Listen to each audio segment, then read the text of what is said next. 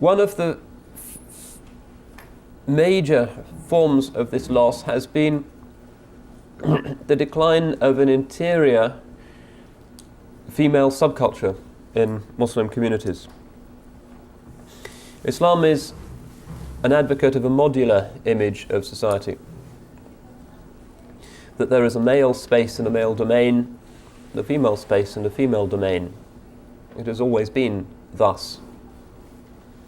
Separate spaces for male and female guests in Muslim houses, the harimlik and the selamlik, most famously. More profoundly, there was traditionally an articulation of sacred spaces which we have lost almost entirely.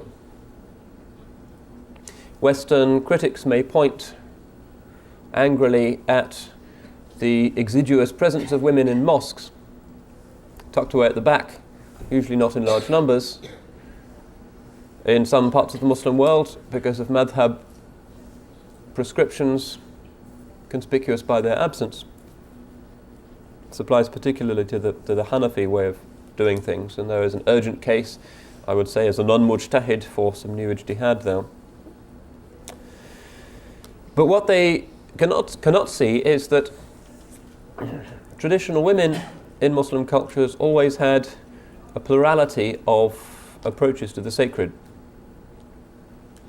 And some of those have now atrophied or been lost and even forgotten altogether. And one of the most significant avenues of approach to the sacred was the context of tasawwuf or Sufism. Because whereas in the predominantly male arena of the mosque, the front lines and the position of the imam reserved by the fiqh for the male gender, in the context of tasawwuf, the situation is a good deal more nuanced, potentially or actually, because the manuals of tasawwuf tend to present that reading of Islam that has been most generous to women. Throughout our history we can see this.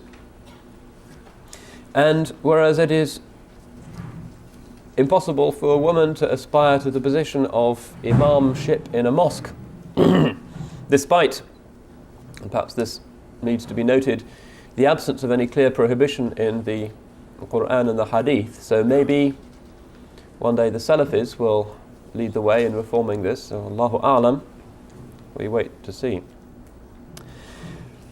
The position of the Sheikh of a Tariqah is quite open to women, and historically has on occasion been occupied by women. And in normative Islamic societies, that's a far more influential position than the imamship of a mosque. The imam of a mosque has no sacramental function, no natural pastoral role.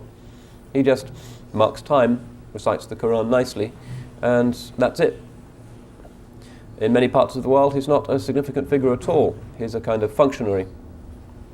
But the pir or the murshid or the sheikh of a tariqah is somebody that everybody wants to be on the right side of, because his or her prayers can be hoped for or feared.